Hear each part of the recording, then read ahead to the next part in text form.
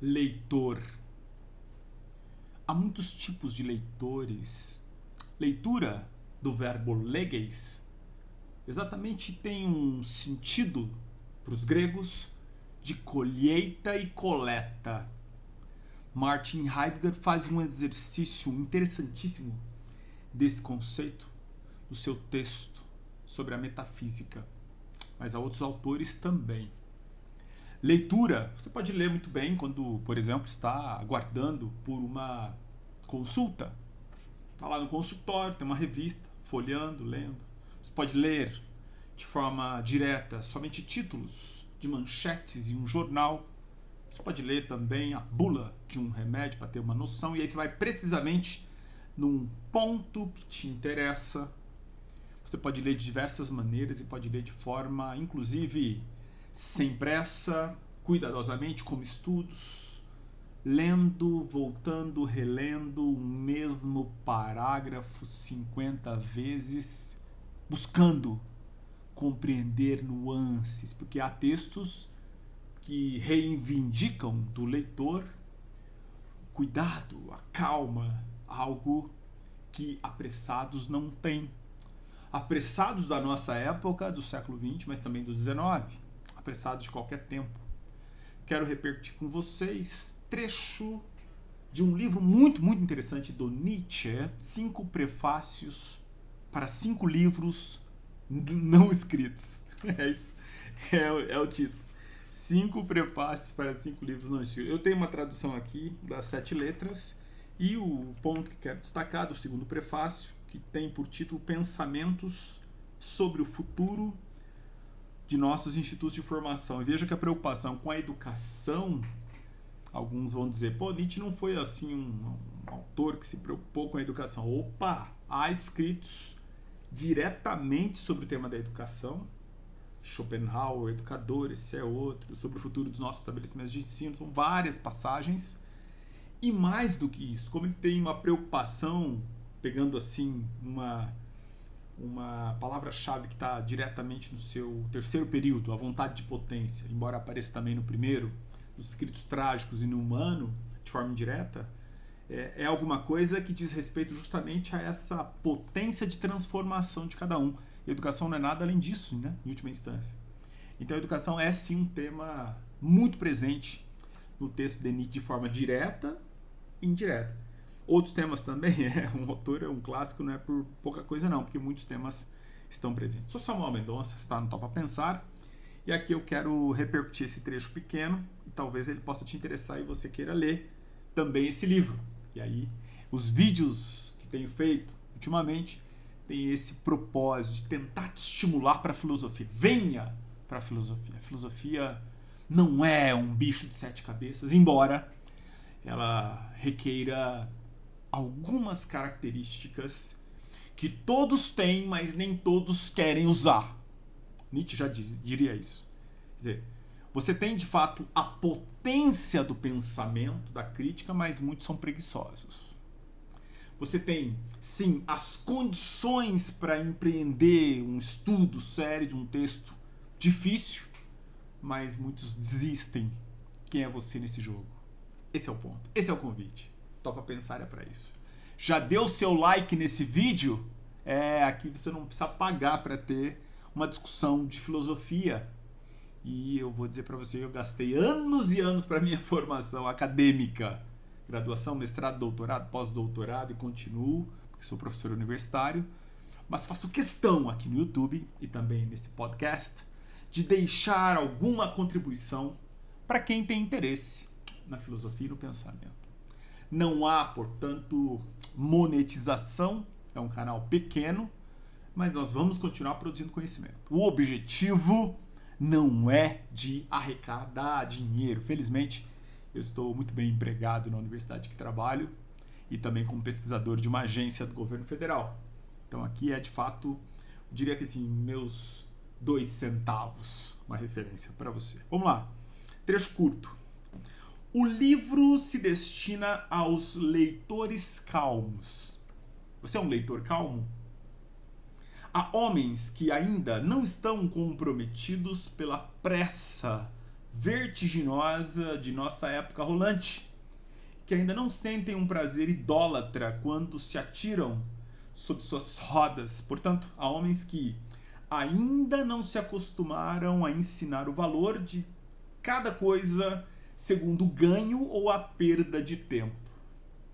Sabe a pessoa que fala assim, olha o texto pela espessura, esse livro tem 500 páginas, não tenho tempo para ler um negócio desse. Esse livro é fininho, esse eu consigo ler. Esse tipo de pessoa talvez não seja efetivamente aí o leitor que Nietzsche está desenhando no século XIX. Tenhamos claro. Talvez nos dias de hoje eu compararia. O livro espesso da época seria um livro hoje de 80 páginas e o livro pequeno da época seria aí uma página. E aí nós temos leitores que se recusam a ler uma página.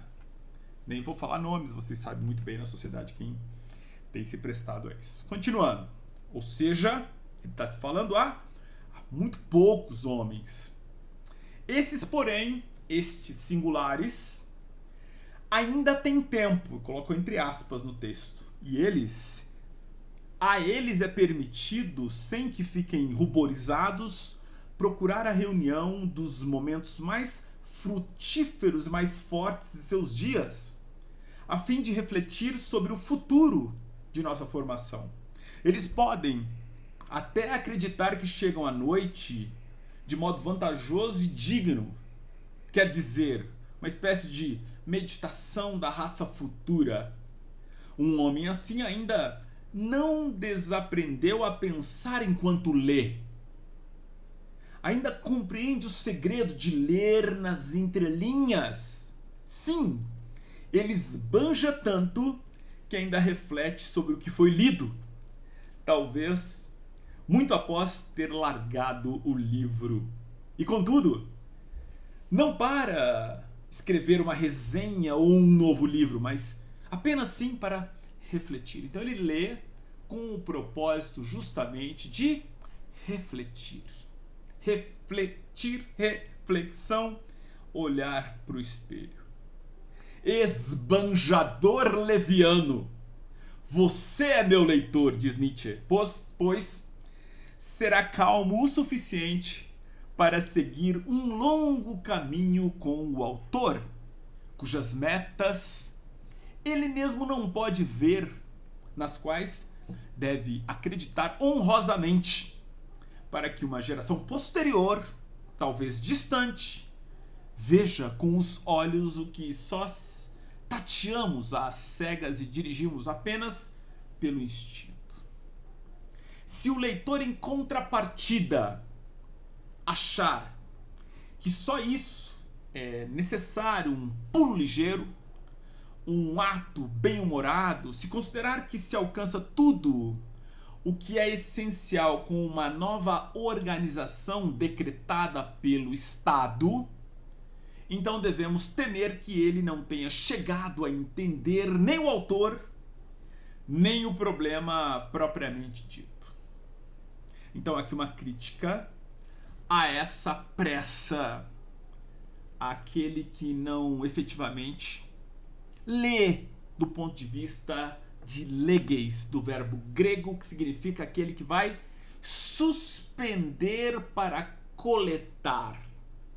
A colheita é alguma coisa que requer a leitura nos moldes dos gregos, dos clássicos, de Nietzsche.